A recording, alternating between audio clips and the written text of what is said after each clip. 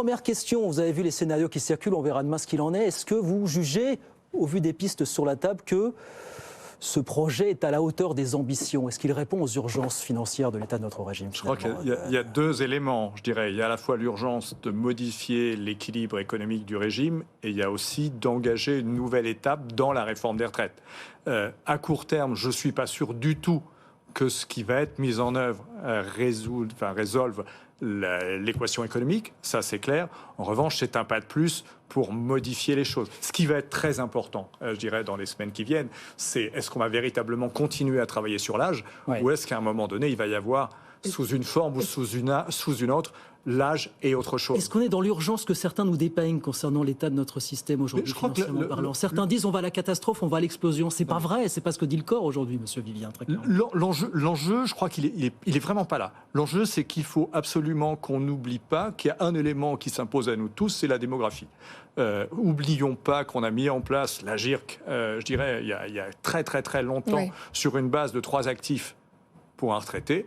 Aujourd'hui, on est un actif, un retraité. Donc, je crois qu'il faut qu'on oublie tout sujet qui est de dire est-ce qu'on est une catastrophe demain matin ou après-demain ou la semaine suivante. Non, on est dans une situation où macroéconomiquement et en termes de démographie, il faut faire face à l'allongement de la vie.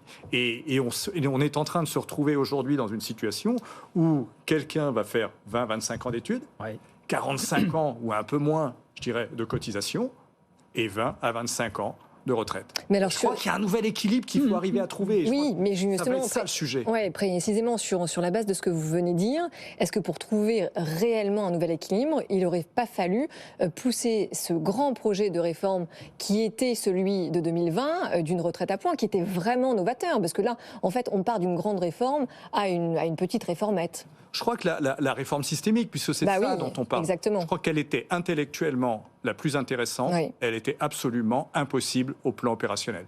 Il y a de telles différences entre les fonctionnaires, entre les gens qui travaillent dans les régimes spéciaux, entre la retraite des régimes agricoles, entre les salariés du privé, que je pense qu'on l'aurait peut-être mise en place, mais en 2040. Et sans attendre, je dirais, la résolution d'une telle complexité, je crois fondamentalement qu'il vaut mieux faire ce qu'on est en train de faire aujourd'hui. Donc une réforme paramétrique. Une réforme paramétrique, parce qu'au final, je veux dire, on le sait bien, toutes les réformes paramétriques qui ont été mises en place depuis Balladur, depuis la réforme Balladur, ont permis, en particulier quand on travaillait sur l'âge, d'améliorer significativement les comptes. Et là, je crains vraiment que ce qui eût été la réforme systémique, compte tenu de sa complexité, ait généré tellement de compensations pour arriver à trouver un équilibre et une homothétie entre les différents régimes qu'il ne se serait rien passé. Vraiment, je crois que c'est vraiment, enfin, de ce point de vue, je crois que c'est par là qu'il fallait aller.